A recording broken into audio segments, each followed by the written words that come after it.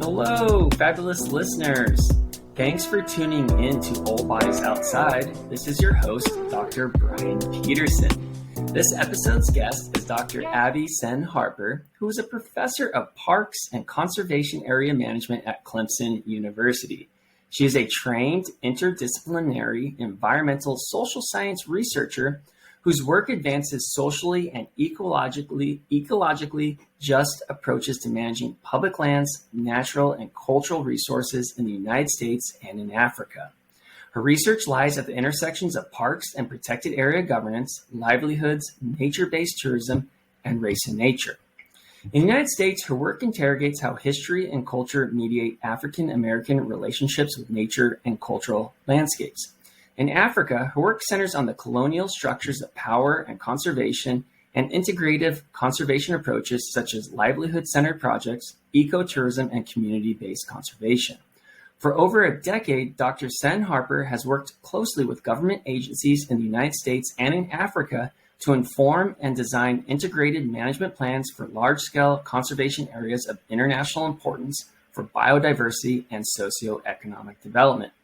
For today's episode, we'll focus on a publication by Dr. Sène-Harper titled A People's Future of Leisure Studies, Political, Cultural, Black Outdoor Experiences.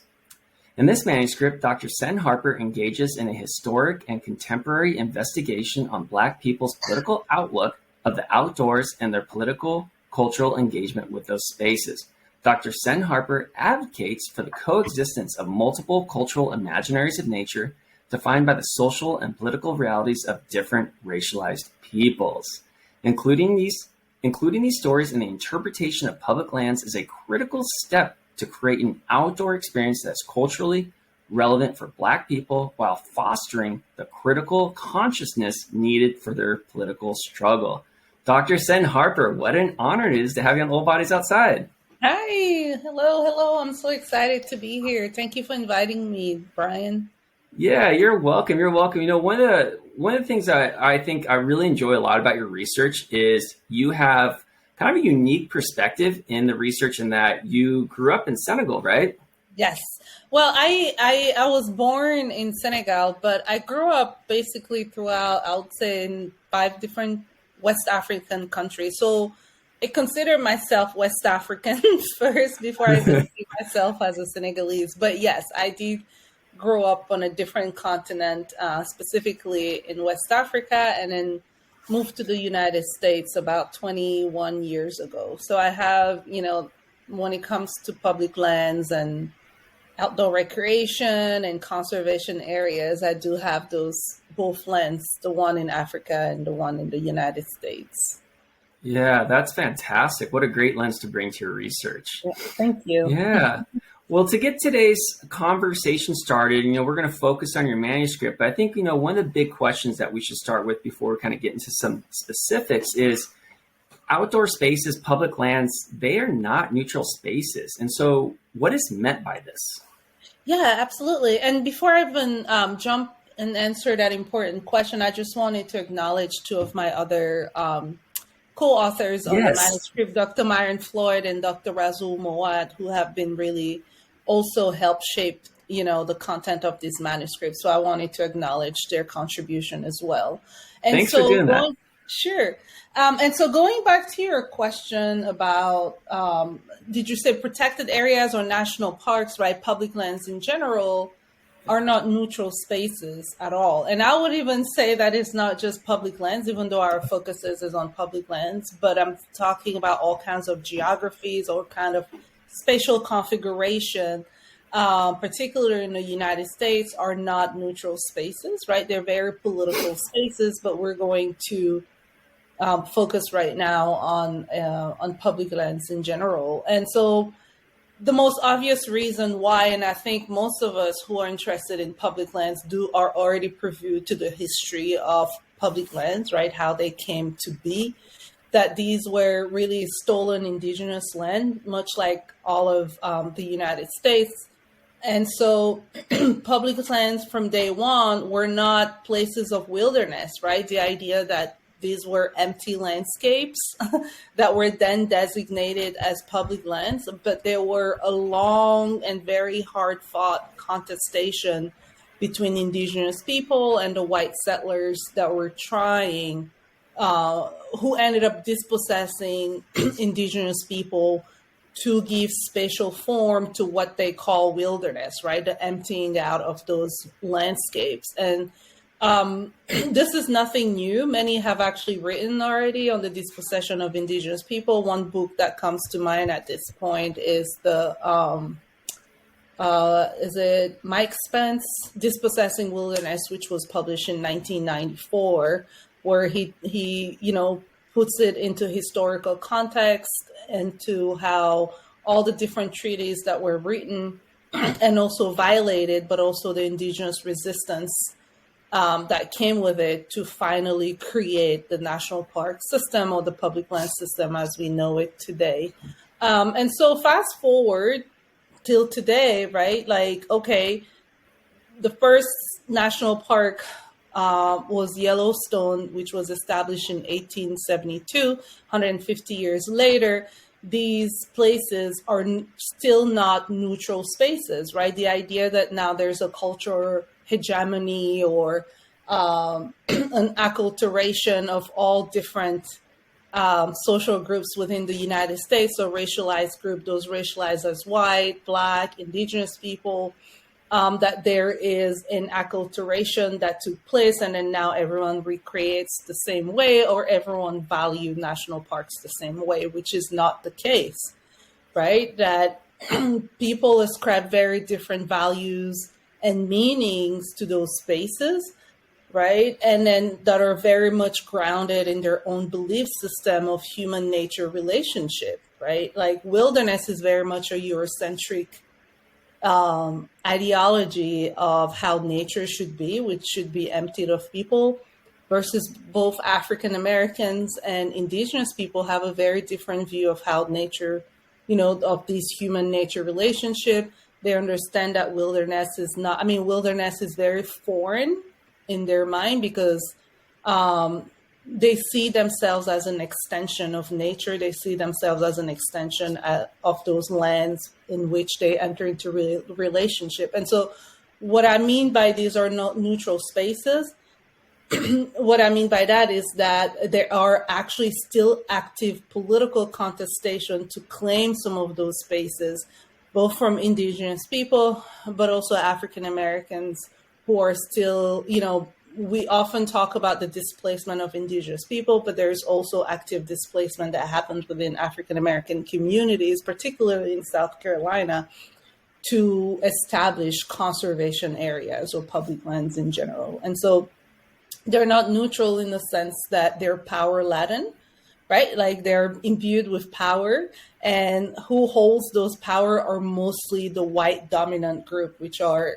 mostly white male who have established or had the power to establish the public land system and still continue to define how those spaces should look like and be managed as well.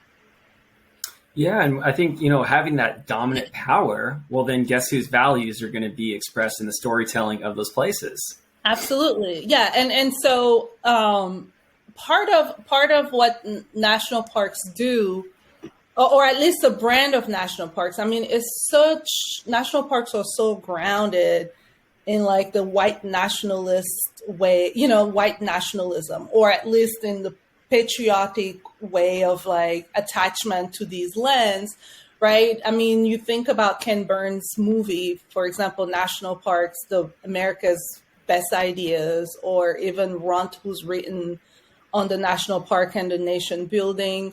You also have, National Geographic, or even the National Park Service itself that brands itself as telling the stories of America, right? And so national parks are not just places to recreate, but they're also places to push a certain narrative out, right? Like the narrative of the settler as the dominant narrative, right? That these places were empty and that these were, these landscapes are also the ones that, that kind of helped them stand out from Europe, right? Like it's like these landscapes were just so beautiful that it warranted these were their national monuments as opposed to what Europe already had, right? And so there's a long process of narrative building that comes with national parks. And because there's a white dominant culture that manages these spaces, those are the narratives that get pushed out through interpretive services, right? And then completely erases other experiences and other narratives that are ingrained in both the indigenous ways of life, but also indigenous history, and same thing with African Americans and their history as well. And so that narrative is the one that supersedes all the others. Right. And I think, a good example of that out by you in Clemson University is Congaree National Park. Yes, absolutely. And I'm working on a project right now to rectify or at least make amends try to get some of those stories out. But like the history of the Maroon communities, and I don't know if you know of the Maroon communities, but they were basically, there are runaway enslaved Africans who were enslaved and have run away the plantation system and established their own communities away from like the brutalities of like the plantation system. And so oftentimes Maroon communities tend to settle in the swampy areas for different reasons. For one, they're very hostile areas that were not very welcoming, but were also very hard to tame. And so they were going into places where they could stay hidden from the white slave master. But also because often, especially in the South Carolina Low Country, the ecology of the South Carolina Low Country, where a lot of these swampy areas are very similar to where these enslaved Africans were taken from. Right. And so they were able to navigate the waterways of these swampy areas. And then many of those places are now declared public land. I'm thinking about, Congaree National Park, but also Francis Marion National Forest. Right. There were swampy, tidal brackish water within those places that were occupied by Maroon communities. And so there's a long history there of actually settlements in those what we call now wilderness area, not just for indigenous people, but for African Americans, including at Congaree National Park. But because these are designated wilderness areas, much of the interpretation or the experiences and stories that are made visible, right, are not the ones that focus necessarily on what I call the Black culture or just the culture in general of those ecologies, right? These wilderness areas are very much what I call cultural or what is called cultural landscapes, but they're still interpreted as all purely pristine, and much of the interpretive services are focused on like the ecological processes of those places. Yeah, it's amazing how the romantic transcendentalists of, say, Europe and America, we're all about, this pristine place. This is where you go to get solitude and to not see anyone. But that's like such a small sliver of an interpretation. And now it's the dominant one. It's really weird. Yeah, it is. It's a dominant one. Even now, with much of the effort to diversify the national parks, right? It's clearly racial diversification without necessarily cultural diversification, right? Like you are basically still looking to add more Black and brown bodies and, into a predominantly white space, right? And so is that really are we truly talking about DEI? It is in a sense because it's a diversified, racial representations, but it's not really a diversification of like the belief system, the culture that are imbued in those places, right? Like I said, it's just adding more Black and trying to find ways to add more Black and brown bodies in predominantly white spaces. And by white spaces, I don't just mean that they're predominantly, white people that occupy those places, but even the ways in which these landscapes are managed are very much from a white perspective, from a Eurocentric ideology of wilderness, like you said, the transcendentalist and the what was it, like this pristine area, the nice and quiet space where there should be no disturbance. There's, all of those things. You're basically trying to acculturate Black and brown people into a white culture within these outdoor, like white culture of the outdoors.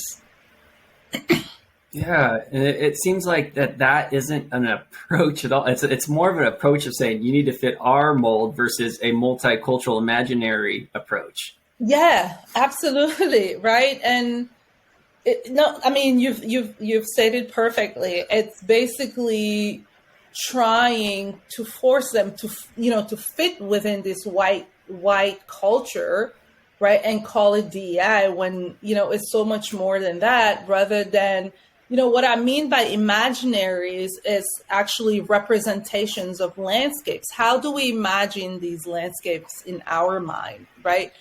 Oftentimes, one example that I always give people, for example, is that, or even the outdoor recreation experience. What kind of outdoor experiences are valued over others, right? And then I know that African Americans, for example, many African Americans can be connected to landscape without necessarily have an in situ experience within those spaces.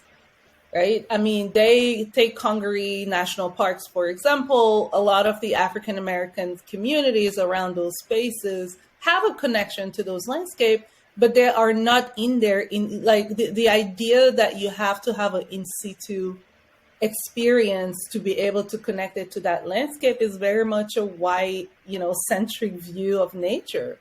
Right? There's an ancestral connection to those places that are just as valid and that are going to, in a way, push people to want to protect those lands, even if they don't visit those landscapes. And I can give you an example. I think it was in 2014, there was a wide survey, nationwide survey that was done where about, I think, 90% of African-American respondents actually voted in favor of a policy or law during the Obama administration to extend protection to those lands, like to extend protection to public lands. But yet, the pervasive idea is that, well, African Americans are never here. So, visiting national forests or national parks. So clearly they must not think it's important, or they must not have attached any value to it, which is not true. Right? There's an ancestral connection in there that is just as important than the in situ connection in situ experience through which most white outdoor recreationists must go through in order to feel connected to that land. And the same goes, the spiritual value of Indigenous people, right? Like, Indigenous people are connected to those places spiritually. I'm thinking about what is that national park in California that we did a study on. Oh, Joshua Tree National Park. I mean, oh, nice. Yeah.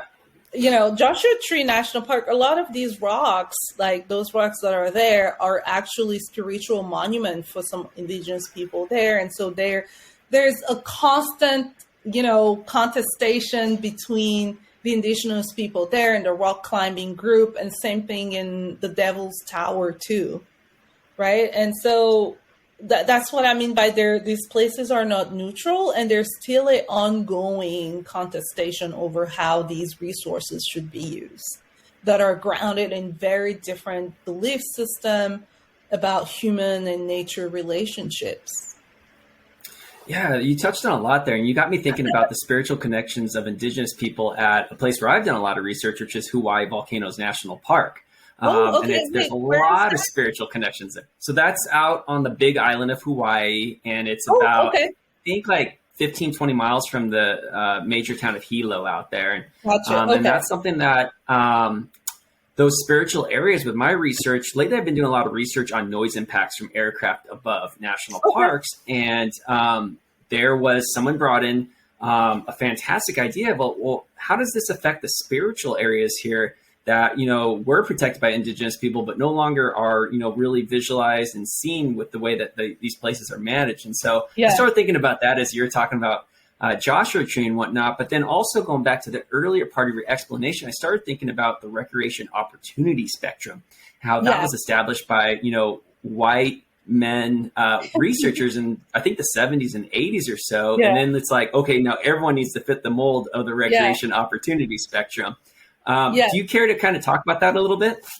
Yeah, I mean, and I think it was Dr. Floyd wrote that if you're pulling from the manuscript, Dr. Floyd actually wrote that section, but I can allude to it a little bit, give a little bit more explanation. But the idea, I think, both the recreation opportunity, but also the theory, Washburn theory of like Black under participation in the white lands are sort of out of the same canon of work around, really using a very white way of doing or participating in outdoor recreation and trying to understand, right, how African Americans or indigenous people or Hispanic kind of,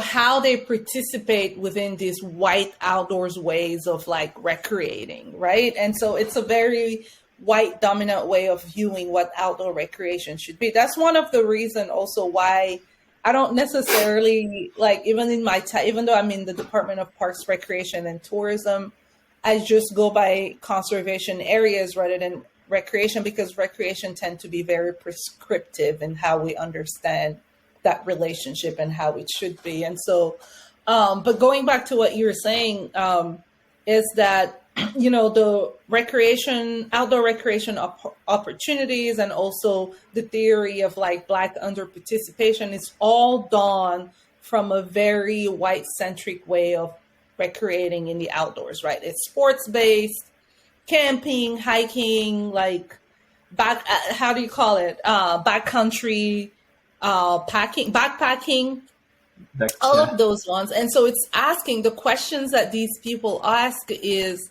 why aren't African American or indigenous people or Hispanic people not recreating or participating at the same rate as white people in these white ways of recreating, right? And so, so the idea there is that, they start finding, they start setting up their survey question from that position, right, of analysis. Yep. And so what happens next is that they're forcing people to answer to fit within these boxes. And, and then they say, oh, well, and I've taken those surveys, by the way, like specifically because people know me now, they send me surveys about Black participation, like how I participate in outdoor recreation. And then I'm like, I find myself not being able to answer a lot of these questions, but I force myself to move on to the other question because none of them. And so what it does is that it forces these answers around structural racism, which is very much part of it, right? Like lack of transportation, lack of income, lack of all of this. Oh, well, they lack transportation, they lack income, all of that. So they just can't, that's why they don't participate in these very white ways of like doing outdoor recreation. And so what they're thinking too is, well, now that we know that poverty, now that we know that, say, lack of transportations are an issue, let's try to fix that, right? Let's try to take those barriers down. Let's offer them transportation. Let's offer them free outdoor recreation program and see how that works, right? It's like a light, it's to switch that light in their head. And so the assumption there is that once you remove those barriers, then African American will just flock in the outdoors, right? And so this is for me, and I'm like, but we've been asking the same question for 50 years, right? Every one of those studies, at least most of these studies that I have read, always come to the same conclusion: interpersonal, discrimination or structural barriers like transportation, income for 50 years, and we're still asking the same questions. And so this is when we all need to pause and say, maybe we're not asking the right questions here, right? Like maybe we need to really look at how we even conceptualize outdoor recreation and take it from there. And maybe we just need to ask them, hey, how do you want to participate in the outdoors? Like, what is your ideal outdoor experience? Rather than saying, hey, would you like to go hiking? Like, have you ever thought of going hiking? And so it's like Right. the default position for everyone in these like outdoor leisure studies to just ask this same question that has been asked over and over and over again. And so, I mean, even with interpersonal racism, that means like when you, as a Black person, when you go in the outdoors, then you know that you encounter racism. Yes, that's very true. I mean, Akibia Hicks, my doctoral student, which I know I listened to her podcast, she talked about that incident, right? I mean, it still happens. Yeah. I don't mean to downplay these things happen, but these things doesn't stop most Black people from going in the outdoors. Otherwise, Akibia will have given up a long time ago, but she's still at it and go, you know, and same with me too. I mean, I've faced some, you know, microaggression that should, like, based on what these studies tell us, because I have microaggression in the outdoors, and that means Aby is not as motivated. No, I'm still motivated. I still want to go see the Blue Ridge Parkway. And so is it really racism? Is it really lack of transportation? Is it really lack of income? Or is this just because we're asking the wrong questions around outdoor recreation? So sorry, that was a long version. That was awesome. No, that was awesome. Yeah. It goes back to what we were talking about, where we're asking questions through the dominant lens, and we're just doing it over and over and over. And we've been doing that for 40 or 50 years. The way that we ask people's motivations, it's through the dominant lens. You know, it's not taking into consideration any of this. And it is a complex matter. And, you know, I hear all the time, like, oh, we need to get minorities out to parks and protected areas so they can get the benefits of being out here. But it's like, you know, who gets to define what those benefits are? And right. Define how those benefits should be, you know, the medium through which those benefits are received. You know, it's sure. I mean, there's a health benefit to it. Absolutely. There's no denying it. But like, what is healthy in the first place for African Americans, right? For Black people, and what is considered healthy for white people? I mean, and this is why I say there's like an entire cultural dynamics that we need to understand. I mean, and cultural dynamics in first and foremost, even how we conceptualize, you know, public lands and the outdoor recreation services that happen in those spaces. Yeah, so I think with these cultural dynamics, we actually just answered one of my questions I wanted to ask you. And I'll state the question, though. So the question is, how have outdoor recreation agencies been ineffective at accommodating a multicultural society? And I think we're kind of really getting into some of that. I don't know if you want to add anything to that question.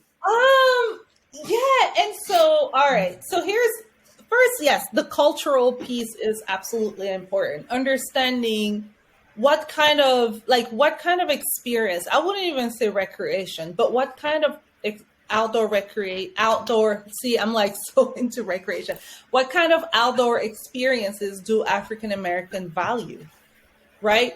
But also, one thing that John, you know, that is it John Jarvis, one of the what's his name, Directors. The National Park Service director, I think it was under Obama, who made it a point about how do we make it relevant? How can public lands be relevant to African Americans? And I can tell you one thing from a little bit of research that I have done in South Carolina is that land loss, right? African American who are losing land, it's such a huge problem, right?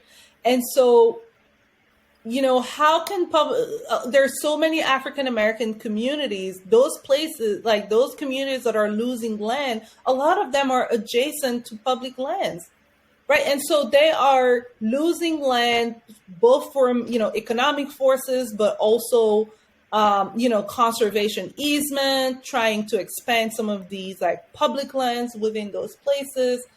It's like they're missing the synergies in a way to really accommodate for, the priorities of African Americans. I'm not saying recreation is not necessarily a priority, but how can public lands really serve the needs of African Americans beyond just a place to recreate, and that goes back to the ways that to me is really rethinking it requires a fundamental rethinking of what public lands are in the first place beyond just recreation, and so I was telling, when I was at Francis Marion National Forest, which is in South Carolina, you go into these spaces and you see the white guy who's like bicycling in, and you have the occasional bird watcher. I mean, they're all outdoor recreationists, right?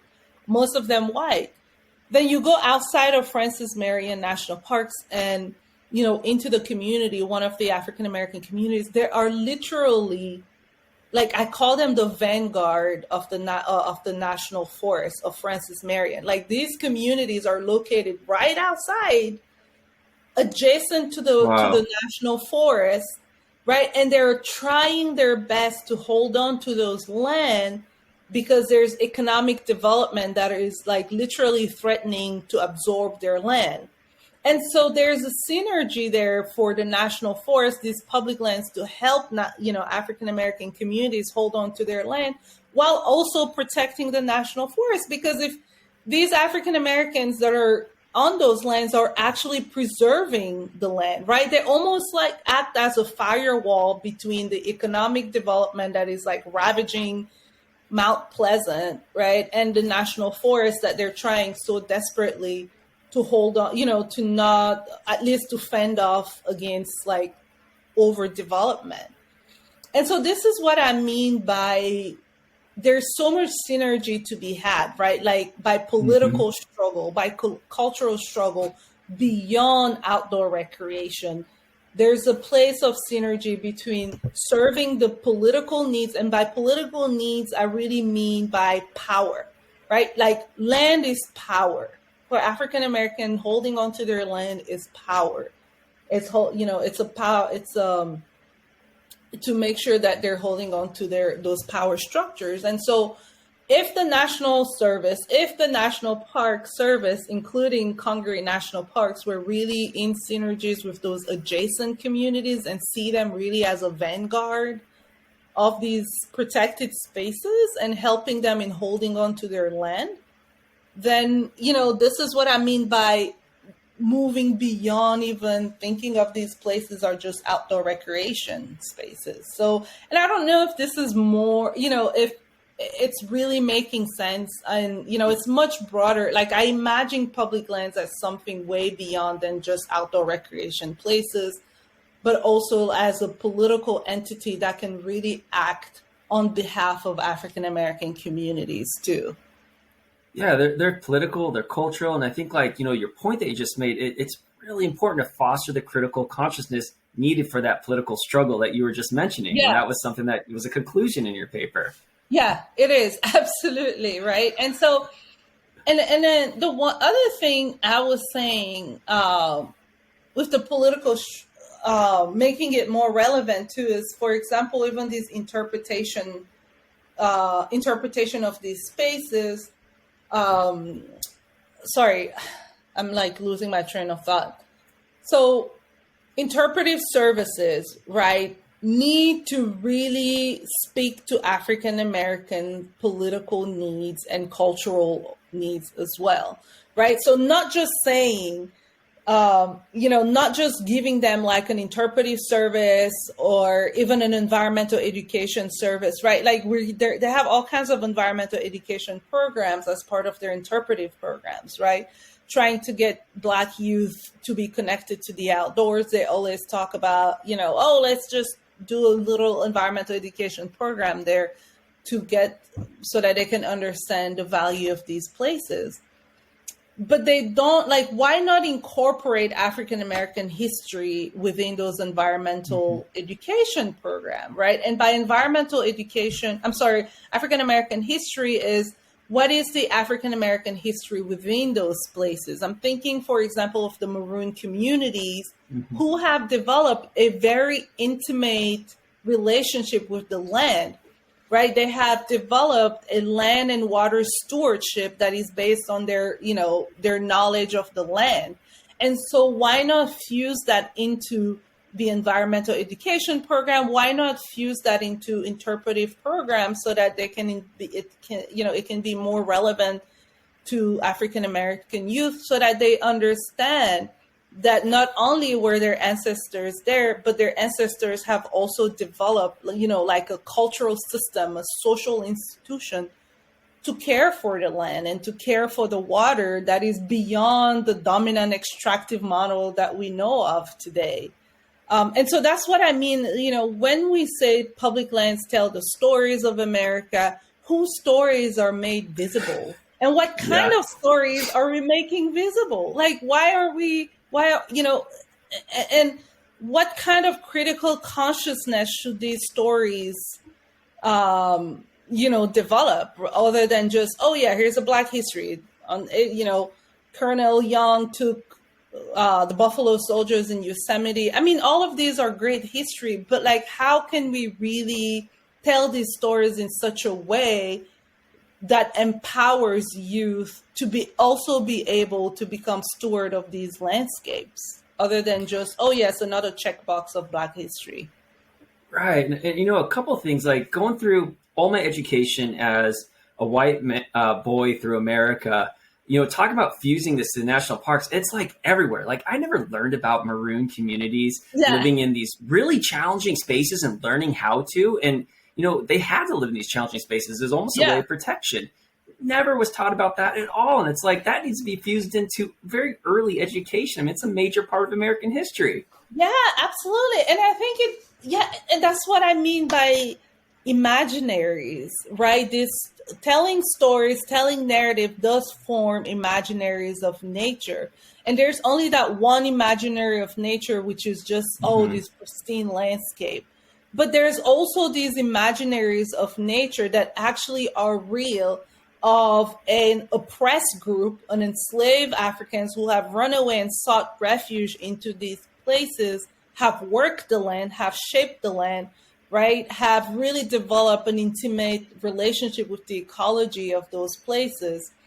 And so those are the stories that really need to be also represented, right, within those spaces. And I'm even thinking for, quoting one thing that Dr. Drew Lenham, who's an ornithologist, a Black birder, very famous. He's out of Clemson University, who always talks about some places in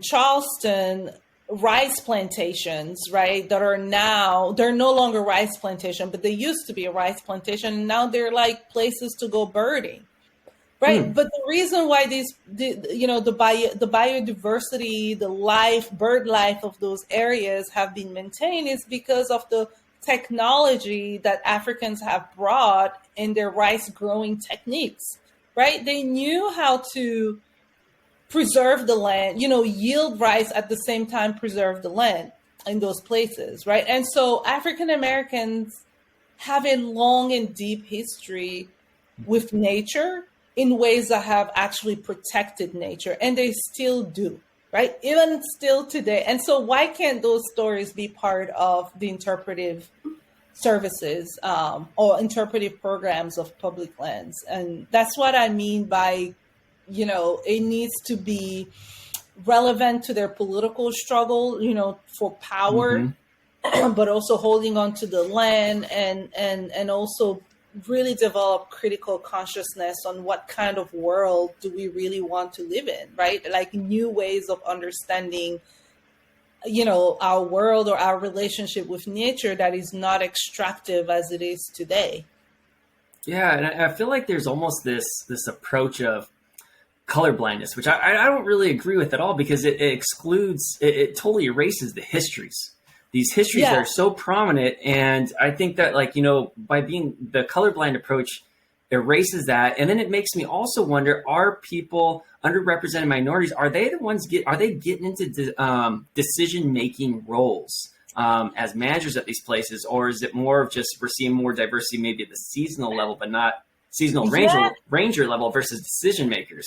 Yeah, no, I mean, and you know, my student Akibia Hicks is writing an entire dissertation on that, and from what I've read from her dissertation, they're not right. There's not really a wide racial representation in the National Park Service labor pool, right? And so it's a very, very, very still very white institution, but that's most environmental agencies, right?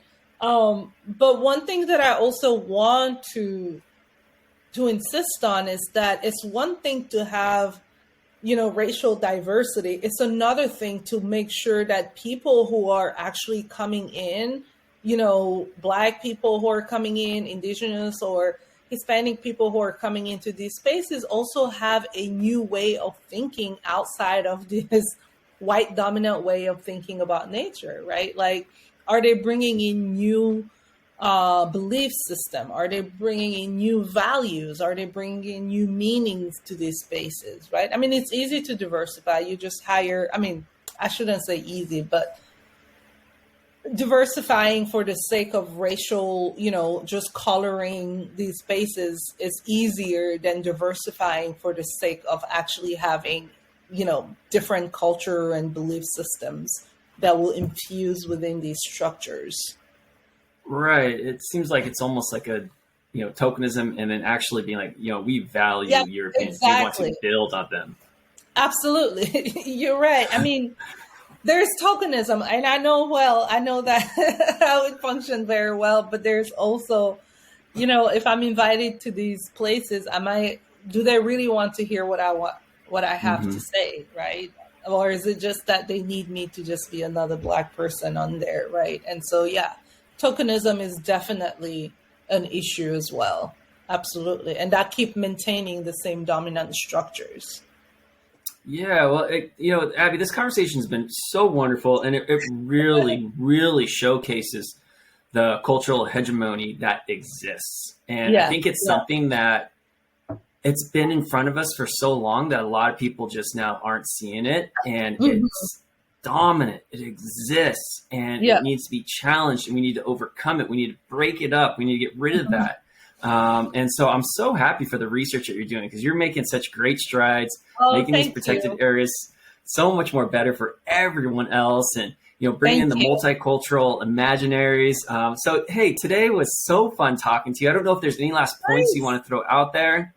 No, I think we've covered most of it. I mean, especially within, you know, the scope of the paper, those are really some point. I could go on and on with on so many different topics related to public lands, but I think I will leave it there, because I think you've done really well in trying to, you know, probe in different critical issues that I wanted to cover. So thank you. Yeah, you're welcome. Well, virtual high five. You brought a ton of energy to the show today, so that was a ton of fun. Conversation was fantastic. And so I'm just filled with gratitude that you came on to Old Bodies Outside. So thank you very much. Thank you. Thank you, Brian. Okay, I'm going to throw on the outro music and we'll call it an episode. Okay.